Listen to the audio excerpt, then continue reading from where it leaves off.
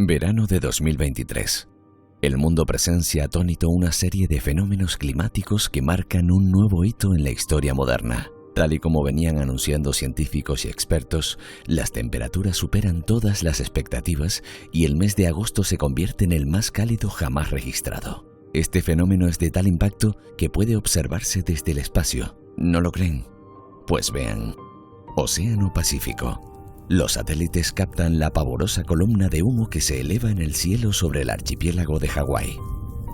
El incendio destruye buena parte de la ciudad costera de Lahaina y obliga a muchos de sus residentes a refugiarse en el mar para huir de las llamas. Océano Atlántico. El satélite Copernicus registra el rastro de otro gran incendio, esta vez en Tenerife. En apenas unos días, el fuego destruye más de 12.000 hectáreas de terreno, el 6% de la superficie total de la isla. Mar Mediterráneo. La Unión Europea declara que el incendio que ha asolado Grecia es el peor registrado jamás en la historia del viejo continente. El fuego destruye más de 100.000 hectáreas. Estas tres imágenes tienen muchas cosas en común y una gran diferencia. Las tres son imágenes de destrucción, dolor y de daños ecológicos irreparables. Sin embargo, en el incendio de Hawái fallecen más de 100 personas. En el de Grecia, 28. En el de Tenerife no se registran víctimas mortales. ¿Cómo es posible tal diferencia? La pericia y el esfuerzo de los hombres y mujeres que lucharon contra las llamas, los medios técnicos y humanos desplegados y la implicación de toda la sociedad canaria hicieron posible que aquí, en Tenerife, funcionara un recurso técnico que en otros lugares del mundo, por desgracia, no resultó igual de eficaz. Ese recurso que todos debemos conocer y valorar y que estará para siempre vinculado a nuestra historia es conocido como línea de defensa.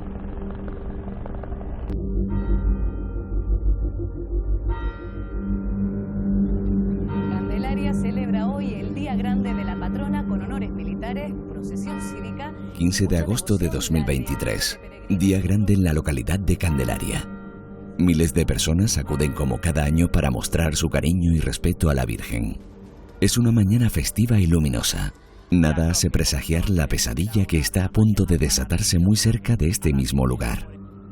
Poco antes de que acabe el día, entre la carretera de los Loros y la carretera de los Bresos, en el municipio de Arafo, las lenguas de fuego empiezan a elevarse contra la oscuridad de la noche. La respuesta no se hace esperar. En muy poco tiempo, una dotación de bomberos del consorcio de la isla de Tenerife se persona en el lugar. Son hombres y mujeres experimentados y curtidos en 1000 batallas contra el fuego. Pero ante su mirada experta, no hay lugar a dudas. Tenerife se enfrenta a un desafío descomunal. El Secopin siempre está operativo, está 24 horas al día, todos los días del año, entonces siempre hay un protocolo activado en caso de situaciones como esta. Entonces al recibir el aviso de ese posible incendio el martes por la noche, si no me equivoco, pues ya se activó un protocolo que es automático, un despacho automático, y los medios fueron para allá a ver lo que era, confirmaron que se trataba de un incendio forestal y ya se activó la situación de emergencia por incendio forestal. La temperatura es asfixiante y el monte está muy seco. Pero eso no es todo. La cordillera dorsal parte Tenerife en dos, desde el Monte de la Esperanza hasta la zona central de la isla, y el fuego está muy cerca. Dicho de otro modo, hay posibilidad de contagio hacia el norte de la isla, una zona muy densamente poblada. El Cabildo de Tenerife reacciona de inmediato y sin perder un minuto eleva la situación a un nivel de emergencia 2. Entrega el mando del operativo al Gobierno de Canarias y pone todos los medios técnicos y humanos con los que cuenta a su disposición. Activamos el nivel 2. El nivel 2 que es con el que podemos activar la UME, porque lo que necesitamos también era no solo los medios aéreos, sino que sabíamos ya que íbamos a necesitar muchos medios de tierra para intervenir en el incendio. Desde aquí, desde el Centro Coordinador de Emergencias y Seguridad del Gobierno de Canarias, se pone en marcha el mayor operativo técnico y humano que haya visto jamás la isla de Tenerife. poner en marcha los primeros recursos y la primera coordinación, que es la más crucial al principio de la emergencia. Así que, bueno, pues fue la sensación de estamos de nuevo ante una emergencia autonómica, una emergencia potente que, bueno, pues había que liderar, y bueno, pues con toda la intención de llegar aquí para enfrentarnos a esa primera situación y empezar. Con la llegada del día, el fuego deja claro su desafío y lo anuncia a los cuatro vientos. Las redes sociales hacen el resto.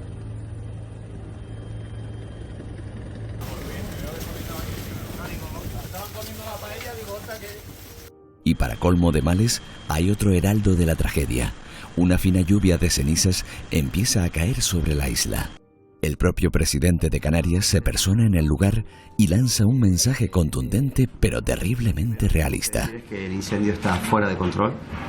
El escenario no es precisamente muy positivo.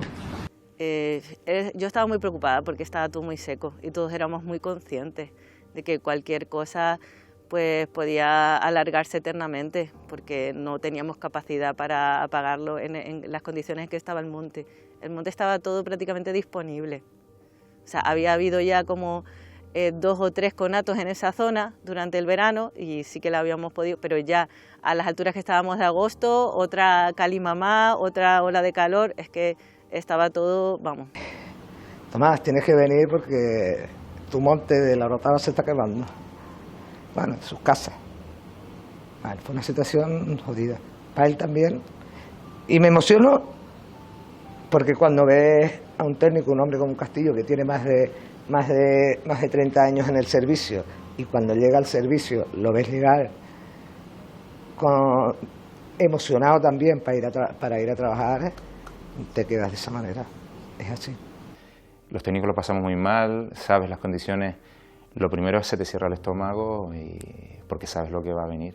Sabíamos cómo estábamos, habíamos prohibido las perseidas los días anteriores, porque sabíamos que un incendio con gente acumulada podía tener problemas, habíamos prohibido el acceso a Candelaria, porque podía haber problemas también. Imagínense esta misma situación con gente peregrinando en el monte, ¿no? Que echábamos 20 descargas en el mismo sitio y parecía que teníamos ese sitio, levantabas la vista y ya había avanzado el incendio por otro lado, y era muy frustrante esa sensación de impotencia, ¿no? De decir, estamos intentando darlo todo y de momento no podemos con él. Unos minutos después, son los propios operarios de uno de los helicópteros que participan en la extinción del incendio los que, a través de las redes, traducen en imágenes las palabras del presidente.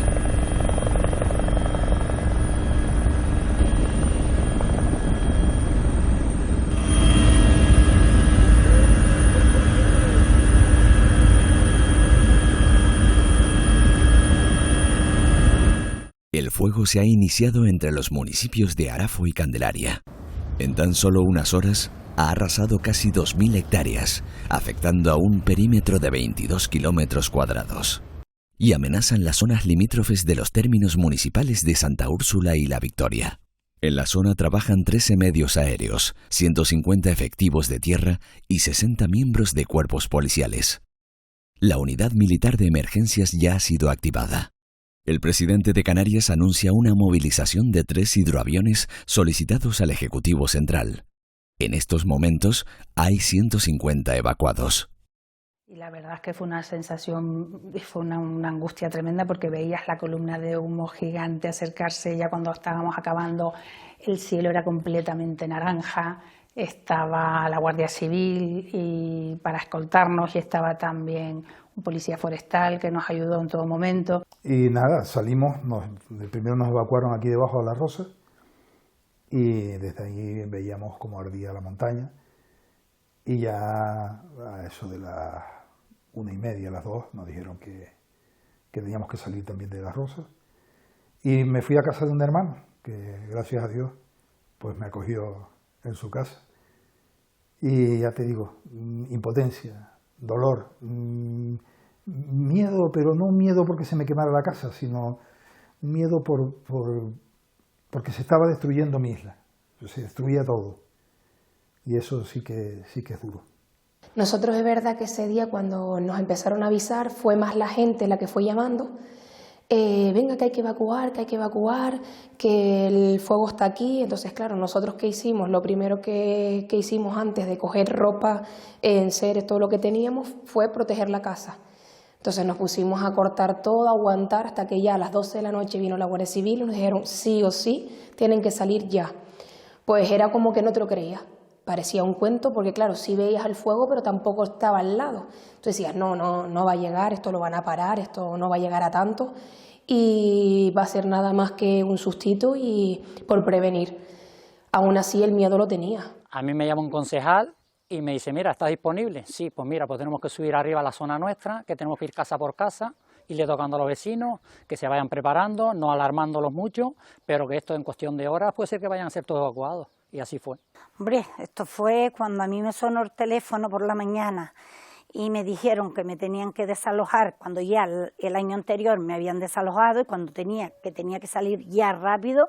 La verdad que cuando yo miré el frente que da hacia la Orotava y ahí yo vi venir todo el fuego hacia nosotros, la verdad que fue una cosa muy fuerte. Eso era, las llamas parecía que se iban a caer encima de nosotros. Y me dijo, me llega mi hija todavía de noche, dice, mami, digo, ¿qué? Dice, vino José David, que tenemos que preparar todo, que los vamos de aquí. Digo, ¿cómo los vamos de aquí? Dice, sí, porque ya el fuego está llegando ahí mismo. Pues más bien eso fue por sorpresa, porque fue el mismo día que traes a mi suegro por la mañana, a las 7 de la tarde, se oyen las sirenas, la Guardia Civil y hay que evacuar inmediatamente. O sea, no hubo ni preaviso ni nada, sino eso, pasar las autoridades, la Guardia Civil con la megafonía diciendo que había que evacuar lo más rápido posible. Te coge por sorpresa, no tienes nada preparado, habías traído a tus suegros por la mañana, por la tarde tienes que coger a toda prisa y corriendo, y el agobio de las autoridades es vamos. Prácticamente esto estaba sin sacarle la miel.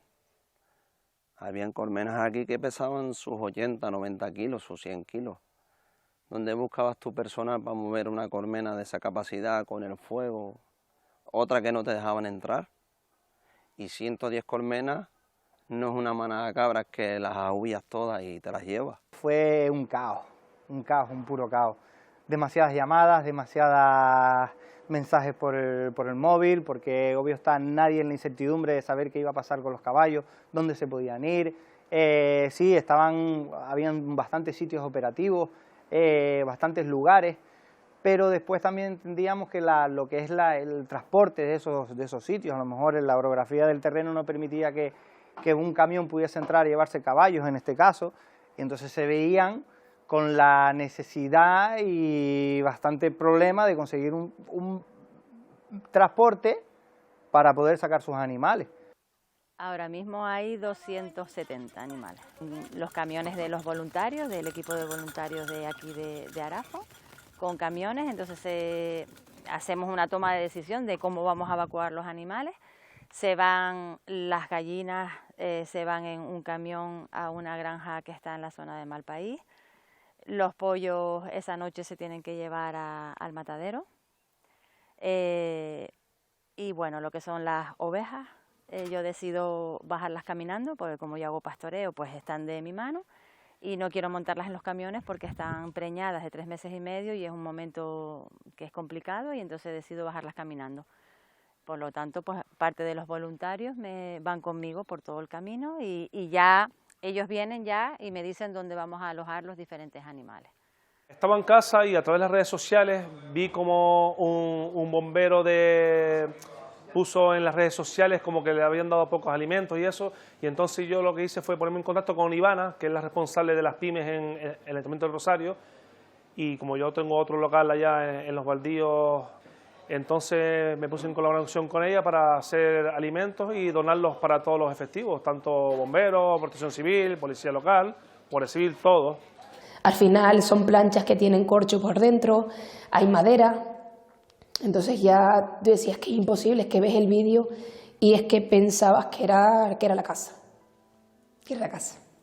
Pero bueno, Pues es un momento de rabia y de impotencia, ver el fuego tan cerca y no poder hacer uno nada. Es no sé cómo explicar, un miedo en el cuerpo, de rabia y impotencia,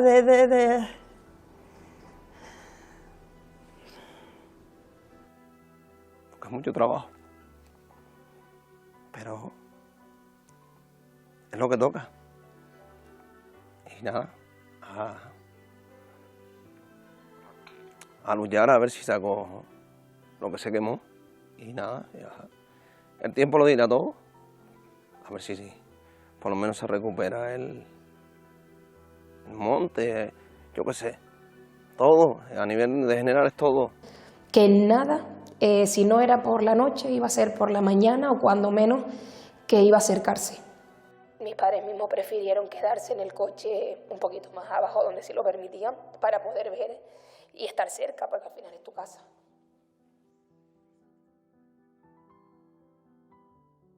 Sí, yo recuerdo además perfectamente a Janet y a miles de personas como ella. Tuvimos que evacuar en una sola noche a 13.000 personas. Se dice rápido, ¿eh? 13.000 personas evacuadas en una sola noche cuando aquel fuego caía por la ladera. Complicado. Y la gente en los pabellones, la solidaridad de los vecinos, los alcaldes, la gente de los bomberos voluntarios, todo el mundo se desvivía. O sea, el pueblo de Tenerife, completo. 28 vehículos movilizados y 4 albergues provisionales para atender a los evacuados.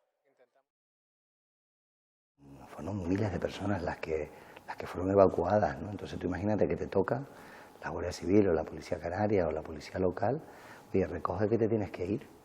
Te intentas poner en el lugar de esa gente. ¿Qué te llevas? ¿Qué no te llevas? Te vas pensando que a lo mejor no puedes volver a tu casa porque se ha quemado y ha desaparecido todo.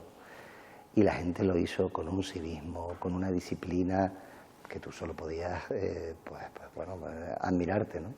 Yo creo que gracias a eso no se tuvo que lamentar ningún daño personal, pues porque la gente actuó escuchando los medios de comunicación que lo transmitieron, la comunicación continua, los cuerpos de fuerzas de seguridad, los puntos de control, todo eso funcionó pues fantásticamente bien, ¿no? Si no, ya te digo, o sea, tú mirabas en aquel momento incendios en Canadá, en Grecia, no sé cuántos fallecidos, no sé cuántas viviendas quemadas, y oye, uno se siente orgulloso. Yo recuerdo imágenes tales como esta cuando tuve la oportunidad de visitar los distintos centros de acogida, en donde la gente estaba sumamente preocupada, ¿no? Nada más llegar te preguntaban por su casa, por su propiedad, por sus animales. Algunos animales habían huido, ¿no?, de la vivienda, otros habían sido rescatados y estaban también en esos centros y estaban allí con sus propietarios. Pero es verdad que la situación es inolvidable, ¿no? Ver esas caras, ese llanto sincero, ese sentimiento, esa preocupación, pues al fin y al cabo pues también une al pueblo, ¿no? Es verdad que es un drama, es cierto que, como hemos podido ver, es el trabajo de toda una vida, tu vivienda, tu actividad empresarial, tus abejas, tu propiedad, en definitiva, muy fuerte el sentir que hay detrás de todo esto, y el pueblo ha sido sumamente solidario. En las primeras 24 horas de esta crisis, el fuego impone su ley sin contemplaciones. Una idea se extiende con fuerza. Apagar las llamas queda por el momento fuera de toda posibilidad humana. Puede sonar duro y difícil de asumir, pero la prioridad desde el primer momento es guiar al fuego, pastorear a las llamas, para salvar vidas humanas. Llega el momento, por tanto, de levantar líneas de defensa.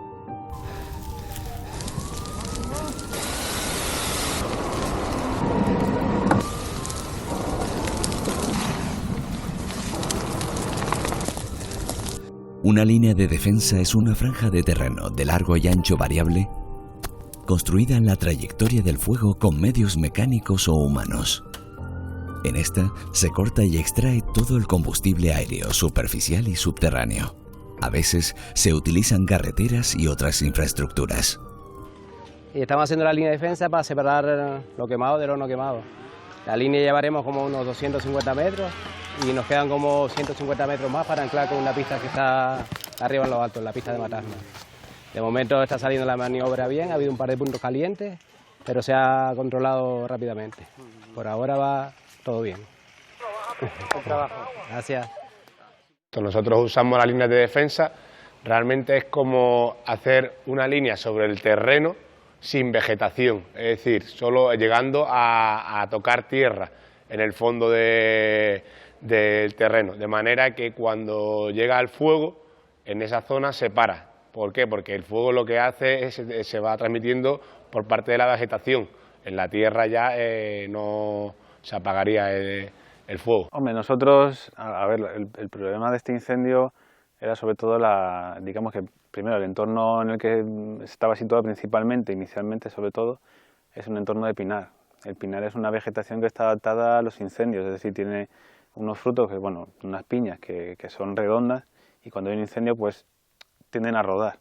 Y el problema es cuando tú trabajas en una pendiente muy pronunciada y esas piñas pasan tu línea de control. Entonces tú estás expuesto a que se te pueda producir un incendio por debajo de tu posición. Entonces tienes que salir y nosotros siempre guardamos esa línea una ruta de escape realmente, hacia un lugar seguro. Claro, date cuenta que nosotros tenemos una filosofía de trabajo que es siempre para adelante. En el urbano siempre tienes que ir para adelante y nunca esperar. Y se espera muy pocas veces. El forestal hay que saber esperar, hay que buscar la zona adecuada para hacer un ataque, hay que buscar la zona adecuada para hacer una defensa, no se puede hacer en cualquier sitio. Nosotros estamos acostumbrados a ir siempre hacia adelante, en un incendio de una vivienda siempre avanzando. Nuestra filosofía de trabajo es distinta, ¿no? Nosotros apagamos los incendios pronto, si hay un incendio, pues en un par de horas lo podemos llegar a apagar. En el forestal hay que saber tener esa paciencia para ser efectivo y nosotros somos más efusivos. Que había que plantear en sus primeras respuestas, en esos primeros días, pues un sacrificio de lo que es la masa forestal para poder retroceder y establecer unas líneas de defensa en la zona de interfaz para esa protección a las viviendas y a las personas. Fueron decisiones pues, que son muy complejas, son muy difíciles, son impactantes y son decisiones pues, que se toman en consenso también, en coordinación con la dirección también del plan. La primera parte que es la que va hacia la esperanza. La segunda parte del incendio, como la primera parte la dedicamos a intentar defender el pueblo, la segunda parte en su expansión que vamos cerrando se nos mete en 3 sitios que son inaccesibles. Las laderas de Santa Úrsula, en la zona norte, en la parte alta del Valle de la Orotava, que son las pendientes verticales, y en la zona oeste, en algunos barrancos del municipio de Arafo, que se iba trabajando con línea, pero no se llega. Un poco como la situación que tenemos ahora en Malabrigo, que nos ha costado mucho cerrar, pero con un incendio yendo hacia casas y nosotros derivando muchos medios en ese momento para la defensa de las casas.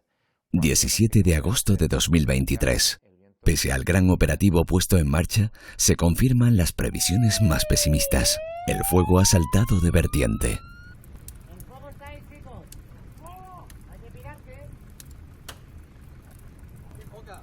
El incendio afecta ya a más de 3.200 hectáreas de bosques y barrancos, lo que supone el 1,6% de la superficie de la isla.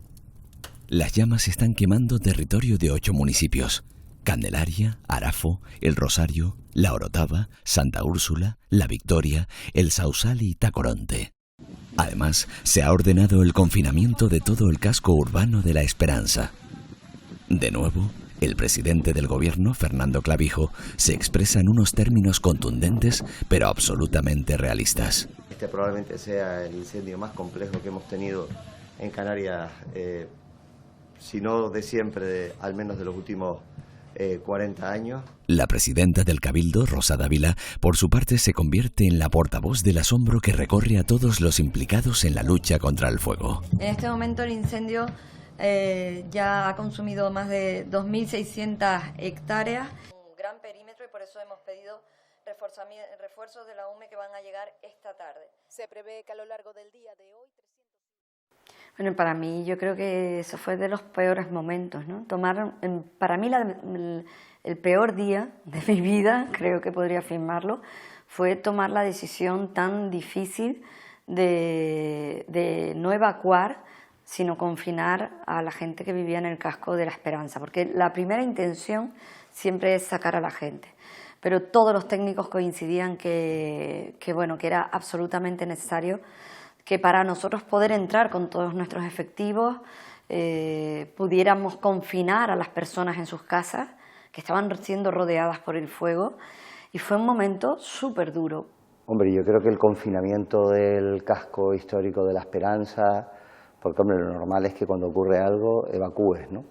Pero se tuvo que hacer ya a una hora avanzada, donde compaginar las labores de extinción y los vehículos que subían y bajaban con la evacuación de miles de personas iba a generar muchas distorsiones, primero las labores de extinción y segundo podía ocasionar accidentes, ¿no?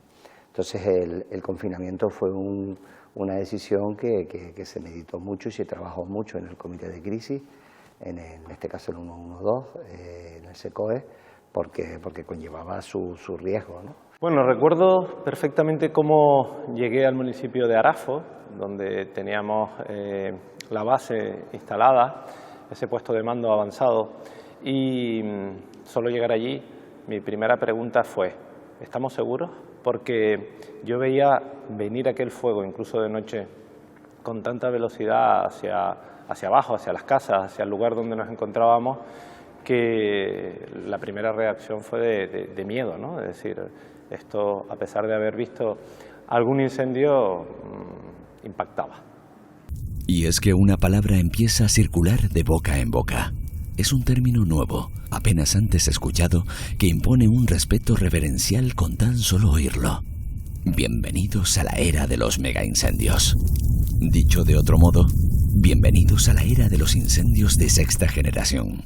La propia cantidad de energía que se libera en un incendio genera lo que se llama un pequeño núcleo de bajas presiones. Entonces, si ya de por sí la atmósfera, como pasó muchos días en el incendio, es inestable, eso genera que el incendio, si lo podemos denominar como una especie de chimenea, tire con más fuerza. Entonces la intensidad de las llamas son mucho más potentes que en una situación de anticiclón o de altas presiones.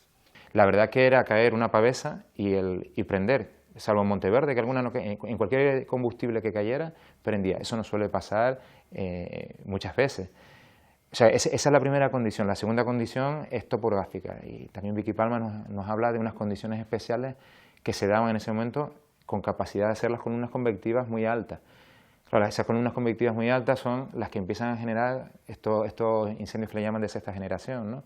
Que realmente no deja de ser un incendio que ya no se comporta conforme a la predicción meteorológica general, sino que genera sus propios vientos, sus propias corrientes, que suelen ser intensas, suele haber remolinos y, entre otras cosas, suele haber desprendimientos de pavesas, de elementos incandescentes a cotas más altas y lanzadas. Si son lo suficientemente pesados, te van bombardeando detrás tuya. El propio incendio genera su propia dinámica y su propia meteorología, con rayos internos, con esos pirocúmulos famosos que se han visto y que tuvimos también en este incendio, y que nos dio un pequeño susto y tuvimos que evacuar a mucho personal de la zona, puesto que no sabíamos si se iba a desplomar. Pero para mí son incendios grandes, que se encuentran fuera de capacidad de extinción, con unas condiciones totalmente extremas, y como tal hay que tratarlos. Son incendios que son muy intensos y que son muy veloces, y sobre todo son muy impredecibles, que es precisamente lo que sucedió en el incendio de Tenerife en agosto del año pasado. Bueno, el incendio de sexta generación, pues bueno, es yo creo que un nombre que se le ha dado un poco ahora en los últimos años a estos incendios tan agresivos, en los que se juntan muchos condicionantes que hacen que empeore las situaciones para el incendio. Cada momento de nuestra vida tiene su propia banda sonora. El rumor de la gente, el ruido de los coches, el bullicio de las cafeterías, el cantar de los pájaros. Pero en el mes de agosto de 2023, los habitantes de la zona nordeste de Tenerife, especialmente de la capital, incorporaron un sonido que probablemente tardarán mucho en olvidar. Un sonido que con tan solo escucharlo les hará viajar inmediatamente a aquel momento. Los 3 hidroaviones solicitados al gobierno central entran en activo. Pero los hidroaviones no solo descargan agua sobre las llamas, vienen acompañados también de polémica. Porque Canarias al final, los que somos canarios la conocemos, lo que tiene son fondos de barranco. El fuego al final, ¿dónde se nos mete siempre? En el fondo de barranco. Un hidroavión no llega a un fondo de barranco. Es verdad que tiene una capacidad de 6.000 litros, pero una descarga de 6.000 litros a 100 metros de altura, en un fondo de barranco que se encuentra a 70 metros, no le va a hacer nada. El agua lo que va a hacer es evaporarse. Entonces, en ese sentido, son mucho más operativos los medios de ala rotativa, como son los helicópteros. El Kamov de 4.500 litros o los tipos bombarderos de 1.500 como dispone el Gobierno de Canarias. Pero bueno, si el Ministerio efectivamente quiere poner una base de hidroaviones en Canarias de manera permanente, bienvenida sea. Pero antes de eso, creo que es fundamental dimensionar bien con personal de tierra y dimensionar bien con esos helicópteros, ¿no? que nos pueden poner, como los Kamov, que este año pues no lo tuvimos por el tema de la guerra de Ucrania. Y que en las características de las zonas pues complejas, de más altitud, pues sí que tienen una efectividad, ¿no? Pero en conjunto, en global, seguramente en Canarias se necesiten otro tipo de helicópteros más medianos y, insisto, de forma ininterrumpida durante todo el año. Pero no solo los hidroaviones dejan tras de sí una estela de comentarios. Hay otro elemento que promueve la división. Nunca algo tan simple y humilde motivó tantos caracteres en las redes. La pinocha. Bien, desde el punto de vista del manejo forestal, que es un poco por lo que mucha gente ha demonizado lo que hoy estamos viendo aquí en nuestras inmediaciones, que es la pinocha. La pinocha, desde el punto de vista ecológico, tiene un valor incalculable. Es prácticamente la alfombra que protege al suelo de cuando hay grandes lluvias, ¿de acuerdo? Y es la alfombra que mantiene la humedad cuando hay grandes calores, que mantiene una fauna bastante rica, ¿de acuerdo? Y que eso es la clave de que gran parte del resto de la biodiversidad logre desarrollarse en los pinares. O sea que yo no demonizaría la pinocha. Otra cosa es recoger la pinocha en las zonas donde hay mayor influencia humana. Centros recreativos, inmediaciones de pistas forestales, etcétera. Eso es otra historia completamente diferente, que yo eso lo apoyo. Y otra cosa que hemos oído hablar son de las quemas prescritas, que yo en islas oceánicas tendría muchísimo cuidado. La pinocha forma parte de la ecología del ecosistema. No olvidemos que estamos hablando del pinar canario, que no solamente hablamos de pino, sino del pinar canario. Y el pinar canario también tiene su parte de descomposición de la pinocha, y que la pinocha, por decirlo de alguna manera, protege el suelo. La pinocha hace de protección frente a la erosión del suelo. En la pinocha también se da vida, ¿no? Hay musgos que viven en la pinocha, hay hongos, hay microorganismos, hay animales que viven de la pinocha. Es decir, yo creo que la pinocha es fundamental tenerla en los ecosistemas. Bueno, la pinocha se recoge, está autorizado. Hay aprovechamientos vecinales y aprovechamientos de subasta. Hay gente que se dedica a recoger la pinocha y venderla. Y nosotros lo autorizamos en el monte. Lo que pasa es que nosotros tenemos reguladas las zonas donde se permite eso. Y también es que es un trabajo muy penoso. Hay muchas zonas que a nadie le saca dinero o le es rentable coger la pinocha de ahí. Pero sí que se recoge pinocha en muchas zonas del monte. Día 18 de agosto. El operativo contra el incendio ha podido sacar algún fruto después de 2 días de lucha contra unas llamas que han avanzado con rapidez y de forma impredecible. Y al final todas las estrategias que se habían planificado y que habíamos trabajado con los técnicos pues resultaron acertadas. Resultaron acertadas porque hubo decisiones donde decidimos replegarnos para acercarnos y establecer líneas defensivas en el entorno de las viviendas y desde luego al final fue todo un acierto porque tuvimos serios apuros en el Ravelo, tuvimos serios apuros en Aguamansa, tuvimos serios apuros en algunas zonas de la cornisa norte de Agua García, Santa La Úrsula. superficie quemada sigue creciendo y alcanza las 5.000 hectáreas, con un perímetro de 50 kilómetros. Afecta a Arafo, Candelaria, El Rosario, La Orotava, Santa Úrsula, La Victoria, El Sausal, La Matanza, Güímar y Tacoronte. En la zona hay trabajando 226 efectivos y 19 medios aéreos. Unas 7.600 personas siguen confinadas o evacuadas. Para atender a la población desplazada, se han habilitado albergues en Arafo, Candelaria, El Rosario, La Orotava, El Sausal y La Matanza. Este incendio, que comenzó siendo un incendio forestal, ya es un incendio que tiene otra dimensión. Aquel incendio se comportaba como un incendio de sexta generación. Mirabas hacia Hawái o a Canadá y veías incendios devastadores que acababan con las propiedades, las viviendas y la vida de las personas. Entonces, daba miedo, aquel incendio daba miedo, pero afortunadamente teníamos grandísimos profesionales en Tenerife y en toda Canarias que se volcaron en coordinar muy bien y en estudiar muy bien el incendio y cómo se comportaba para poderlo cada día abordar. Pero es verdad que tuvimos momentos en los que, estando en el puesto de mando avanzado, veía llegar a bomberos forestales que se derrumbaban, hombres como castillos que lloraban en el suelo después de haber estado luchando contra las llamas durante más de 12 horas, porque sentías la impotencia del trabajo que nos habíamos planteado para ese día. El incendio no nos permitía avanzar. Al final, comentamos, hicimos el comité de crisis, fueron momentos en los que tomabas decisiones, pero la información transmitía tranquilidad, porque al final, y ese comité de crisis y todo el personal, desde los voluntarios, desde Protección Civil, solo puedes decir gracias, porque al final se hizo de manera altruista, pusieron en peligro sus vidas, ellos también tenían familia. Si nosotros estábamos agotados de horas y horas de reuniones y de tensión, imagínate estar trabajando a 40, 50 grados con la ropa ignífuga en el frente de fuego o más grados un día tras otro, porque al final eran jornadas largas y esto es, volvías un día, el incendio duró muchísimo tiempo, ¿no? Solo puedes primero darle las gracias y en segundo lugar sentirse tremendamente orgulloso, porque como tú bien has dicho, ha sido un referente y esa labor y ese trabajo que, insisto, hicieron los profesionales, lo que ha servido también de ejemplo para estos incendios que el cambio climático desgraciadamente nos van a seguir trayendo, ¿no? Fue un despliegue y un esfuerzo que hicieron todos los recursos de extinción, que todas las personas que trabajan comentarán que no habían visto una situación igual.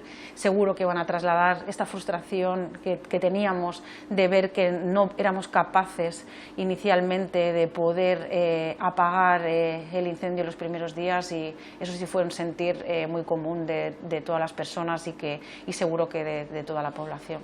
La verdad es que el agotamiento fue igual en todos los cuerpos, desde que empezó el incendio hasta que acabó. Las ojeras eran constantes en todo el mundo, la gente de vacaciones yendo a trabajar. Fue una época bastante complicada, no existía el régimen de horarios, ya no existía nada, toda la gente se volcó, y al igual que hablamos de los bomberos o del resto de policías en la Guardia Civil, también estaba toda la gente fuera. Todo el mundo que podía estar fuera estaba fuera ayudando a la gente. A veces nos olvidamos y llevamos un día sin dormir. Si un día habíamos dormido 1 hora, habíamos dormido 0, justo no habías dormido un día y de repente llegaba el fuego a la cara norte y era volver a empezar de nuevo.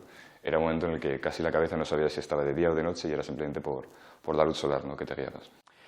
Nosotros en este caso esperábamos la llamada que fuese necesaria. Concretamente se nos activaba a media tarde del día 16, donde recibíamos la llamada del Cabildo y por otro lado nos pusimos en contacto nosotros para intentar poder canalizar la ayuda con la Guardia Civil.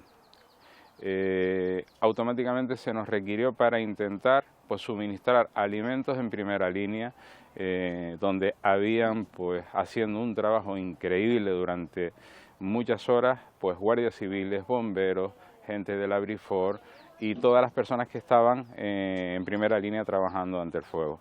En ese mayor infierno que era increíble y donde se nos quedaban grabadas imágenes que yo creo que nunca vamos a poder olvidar, como las horas y los días que esos bomberos pasaron dentro de los camiones, durmiendo pocas horas, comiendo lo que se podía e intentando luchar contra ese demonio que estaba devastando nuestra isla. Pues mira, lo primero que sientes es una sensación de impotencia total frente a una bestia que no había forma de parar. Eso es lo primero que te puedo decir. Lo segundo, la sensación más grande y que creo que nos pasó a todos en general, nos tocó llevar la comida a la zona de las Lagunetas, a Brifor y a La Brif, que son dos grupos que no pueden salir de donde se encuentran. Y encontrarte todo ese camino, con todo lo que vimos, lo único que te daban ganas era, bueno, creo que todos sacamos una lágrima en algún momento de ver aquel espectáculo y de aquella manera. Nosotros estamos haciendo turnos de 12 horas. Los compañeros se incorporan 7 de la mañana, salen a las 7 de la tarde y en esas horas hay ese cambio de equipo. Entonces siempre tiene que haber traspaso de información, que es lo que están haciendo los compañeros. Ese briefing para explicar perfectamente en qué estado está la situación, qué se estima necesario para hacer en el turno, ya sea en el que viene ahora, que será el de la noche, o posteriormente el de la mañana, durante el día de trabajo. Pues a descansar, ya les viene el relevo, ¿verdad? Venga, venga. Yo creo que la percepción no la tenemos, porque yo creo que ninguno de nosotros, hay momentos que te preguntan el día en el que es y no lo sabemos, porque al final es venir, hacer nuestro turno, que son turnos bastante largos, de 12 horas, y después lo que tienes es para llegar a casa, descansar y estar un poco con la familia, no tienes más tiempo. ¿Y se llega a desconectar en ese momento? Es complicado. A pesar de que uno intente mantener una cierta distancia en esos momentos, no cabe duda que estamos muy implicados en este trabajo, y es difícil que podamos desconectar en esos momentos, pero hay que intentarlo y lo intentamos, pero es difícil. Tenerife y el mundo entero contienen la respiración. Sea cadenas nacionales de noticias de Europa y Latinoamérica. Que ya arrasó más de 3.000 hectáreas en esta isla. Los medios internacionales centran la mirada en el incendio de Tenerife. Todo puede suceder. El gobierno canario logra reunir sobre el terreno un operativo de una complejidad inaudita. Jamás hubo tantos cuerpos diferentes, procedentes de los lugares más diversos, trabajando de modo coordinado. Protección Civil, Cruz Roja, Colegio de Psicólogos, Colegio de Veterinarios y un larguísimo etcétera de entidades se suman a los innumerables ciudadanos que se ponen manos a la obra para combatir los efectos del fuego en la población. Los tratamientos, principalmente los trabajos que se hacen en extinción, salvo que sea muy sencillo, la mayor parte de ellos hay la posibilidad de que fallen. Con estos cambios que hay meteorológicos o con estas dificultades, intensidad, es muy difícil a veces, es cuando decimos que está fuera de capacidad de extinción. Nosotros ahí digamos una evolución propia del incendio y nosotros no podemos ponernos en determinados sitios. A ver, ya con los años de experiencia que algunos de los que estamos aquí tenemos, ya veíamos que el incendio no iba a ser un incendio normal, porque de la forma que comenzó, la virulencia que tomó en las primeras horas, ya sabíamos que iba a tener un determinado comportamiento y que iba para días. Personalmente, cuando yo lo vi asomar por la zona alta del valle, yo dije, ya se nos pasa para acá. Se nos pasa para acá porque la virulencia, el hecho de conoces que pavesea mucho, que tiene muchos focos secundarios, el pirocúmulo se forma, puede proyectar pavesas a grandes distancias, entonces ya te vas preparando mentalmente para saber que vas a estar bastantes días interviniendo en un gran incendio. Pues Cruz Roja se ocupaba en el incendio de la logística de los intervinientes en el monte y en las zonas donde estaban pues apagando el fuego y demás, y la logística de los albergados en los 4 albergues que montamos. Cuando empezó el incendio nosotros hicimos un primer albergue nada más en Arafu, y después, según se fue prolongando y fue evolucionando, tuvimos que hacer otro en La Orotava. El de Arafu seguía funcionando, entonces tuvimos que gestionar 2 albergues a la vez y luego hacer desalojos de la parte oeste de La Orotava, que fue lo más complejo, porque ahí sí que se desalojaron muchos animales de ganadería, muchos caballos. Todo esto hay que hacerlo bien para que no se moleste a las fuerzas que están intentando apagar el incendio, a la vez que se rescatan los animales. Claro, yo me entero porque, aparte de ser decana, es que soy la coordinadora del equipo de emergencia, entonces todas esas alertas que están vinculadas con cualquier emergencia o catástrofe nos llegan de primera mano y enseguida nos ponemos en alerta porque entendemos que allí donde hay un acontecimiento vital estresante tenemos que estar. Entonces, yo creo que tuve conocimiento desde el primer momento donde se desata. Ya tengo una compañera que es como el que me manda la información. Carmen, que tenemos un incendio. Y bueno, vamos a esperar a ver cómo evoluciona.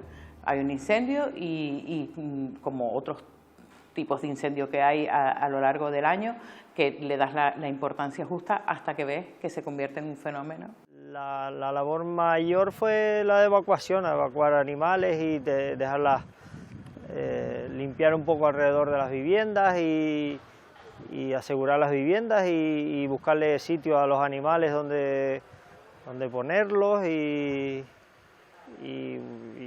eso lleva trabajo, porque claro, tienes que contactar con más vecinos, aquí puedes dejar 2, aquí puedes dejar y así. Pues mi labor, bueno, tuve varios objetivos, en parte eran un poco las transmisiones, pero colaboro con la unidad de incendio, en la que me encargaba. Mi labor era acompañar a los nodrizas, en este caso estuve los primeros días con la UME, llevarlos a los puntos donde teníamos el rellenado de depósitos de nodrizas para llevarlos a los puntos de extinción. Mi colaboración era intentar llevar los nodrizas, escoltarlos y ayudarlos a lo que es el avituallamiento de agua a los nodrizas para las recargas de los vehículos de extinción de las motobombas. Bueno, pues el jueves pedí autorización para subir al centro porque, claro, en primera instancia quisimos sacar a los perros, era lo más importante. Y la verdad que aquí también quiero recalcar muy a favor de los bomberos, que tuvieron la generosa actuación a diario de venir a refrescar todo lo que era el centro. Yo creo que uno de los motivos por el cual el albergue no se incendió totalmente, el principal es porque nosotros hacemos un mantenimiento de hierbas y tenemos bastante limpia la zona, sobre todo porque los animales creo que es como debe ser y por una higiene para ellos. Y en segundo lugar, debido a la cantidad de combustible y bombonas de gas, porque nosotros tenemos 40 bombonas de gas porque le ponemos calefacción a los perros. Todo eso hubiera explotado, pues bueno, hubiera sido un daño secundario tremendo. Entonces ellos vinieron a diario a refrescar el centro y yo pedí autorización porque, claro, acabamos de comprar montones de cosas de quirófano, carísimas, que no habíamos podido tener en 20 años y digo, ay madre mía, si se quema esto, y tenemos que volver a empezar de cero. Nosotros siempre decimos que los incendios se apagan en invierno, no se apagan en verano, porque el trabajo de invierno es vital para que en verano tengamos menos repercusión del incendio. Se han quemado muchísimas hectáreas, pero dentro de esas muchísimas hectáreas, que es un perímetro general, va a haber muchas zonas como esta, donde el incendio ha pasado un poco de puntilla, ha pasado un poco por superficie, no ha quemado copas, mantiene la integridad de los árboles y hace que el sistema se recupere. Afortunadamente vivimos en las Islas Canarias. Las Islas Canarias son ecosistemas naturales que se adaptaron al incendio por la actividad volcánica, y es lo que ha ocurrido. Que hay zonas que igual que no han sido muy afectadas, pero hay zonas que no las vamos a ver igual que estaban. Eso es seguro. ¿Esta primavera ya No, para nada. Las zonas muy afectadas no se van a recuperar ni en 10 ni en 15. Es que se ven afectadas comunidades que incluso desconocemos, de insectos, de líquenes, que eso tarda muchísimos años en recuperarse para que vuelva a tener un hogar, para que todos esos vuelva a vivir todos esos líquenes, esos insectos, esos pájaros, que no es solo los árboles que se recuperan, es todo el ecosistema. Recuperar todo ese ecosistema son años, décadas. Es muy triste ver lo que estamos viendo ahora. O sea, esto era un paraje maravilloso, todo verde, y yo lo veo ahora y digo, no sé si yo podré ver que vuelva a estar como era hace nada prácticamente. Las sensaciones fueron de impotencia, de cómo alguien es capaz de hacer lo que se hizo, que el que lo hizo sabía lo que hacía perfectamente, porque quemar desde el sur al norte, incluyendo el Teide, fue muy grande todo lo que pasó, pero en el fondo yo creo que aprendimos, y mucho, pero todavía nos queda un largo camino.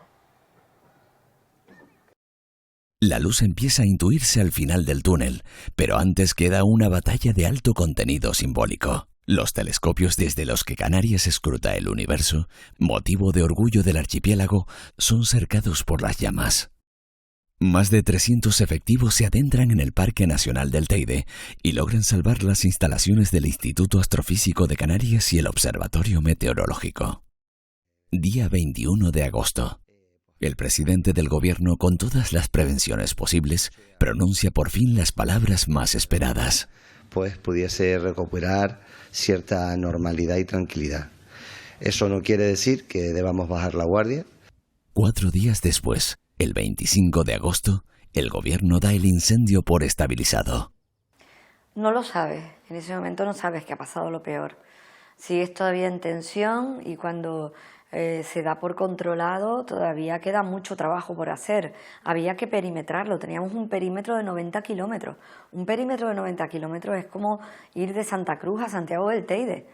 Y hasta todo ese perímetro, para que la gente entienda el trabajo de los bomberos forestales, había que llegar a suelo mineral con pico y pala. Pico y pala durante 90 kilómetros. Había que poder controlar del perímetro hacia adentro. Dar por controlado el incendio es solo el principio. Pero al final sientes alivio, o sea, por fin respiras, yo siempre lo digo, respiras diciendo, no hay que lamentar ninguna desgracia personal. El siguiente respiro es, no hay que lamentar que haya viviendas, gente que se queda sin gas. Y a partir de ahí, bueno, vamos a ver ahora cómo recuperamos el monte, ¿no? El pino canario, bueno, pues es muy fuerte y vuelve a crecer. Sí es cierto que la retama del Teide, que perdimos también bastante porque entró en el Parque Nacional, pues esa va a tardar 25 o 30 años. Pero bueno, vamos a trabajar todos por recuperarlo, ¿no? Pero no tienes que lamentar ninguna desgracia personal, que es lo principal. Que podemos decir que trabajamos en esa línea, ¿no? Como una organización que quiere ganar, que quiere vencer, que quiere dar noticias positivas lo antes posible, y en esa unidad y en esa coordinación yo creo que en Canarias hemos tenido la suerte de funcionar de esta forma en las adversidades que hemos tenido en los últimos años.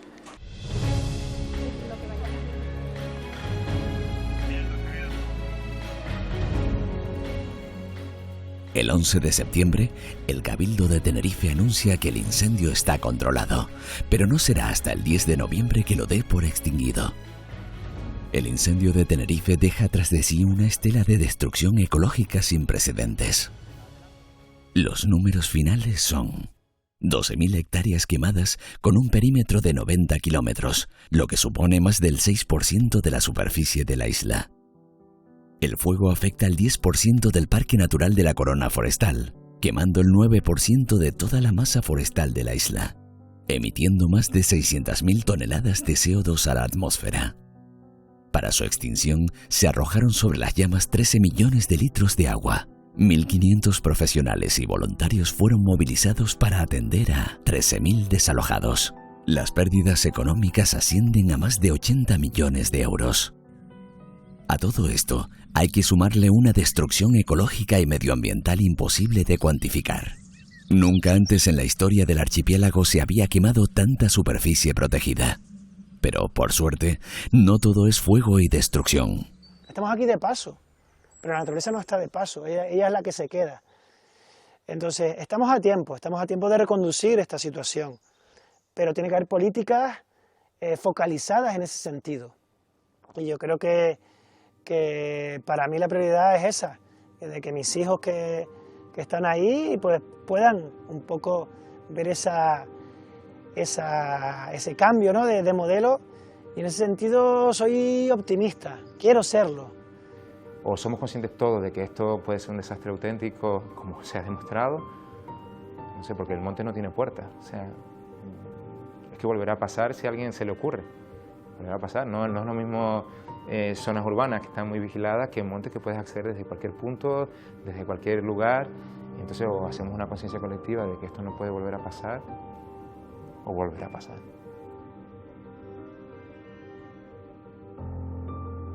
En la gran mayoría somos gente muy solidaria. Nos ayudamos unos a otros y procuramos el bien de todos.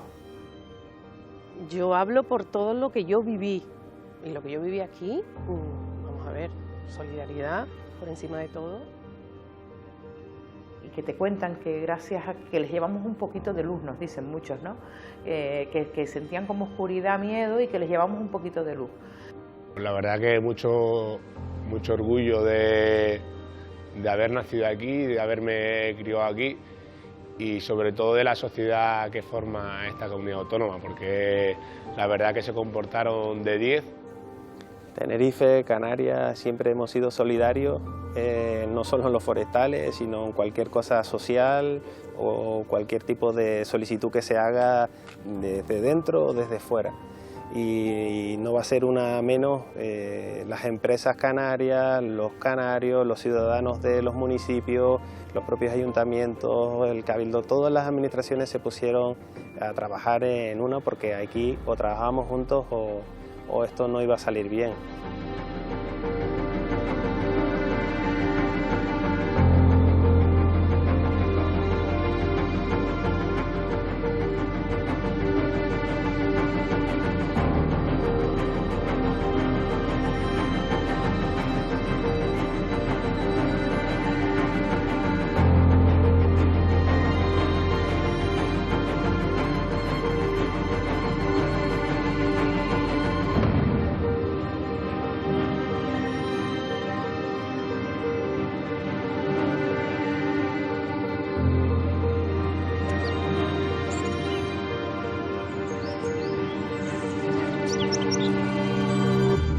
Canarias es un enclave privilegiado para la vida. Los hechos ocurridos en el verano de 2023 evidencian que esta tierra de belleza sin igual es, sin embargo, tremendamente frágil. ¿Qué nos depara el futuro? ¿Seremos capaces de cuidar y proteger este pequeño paraíso? La historia aquí narrada es el comienzo del cambio.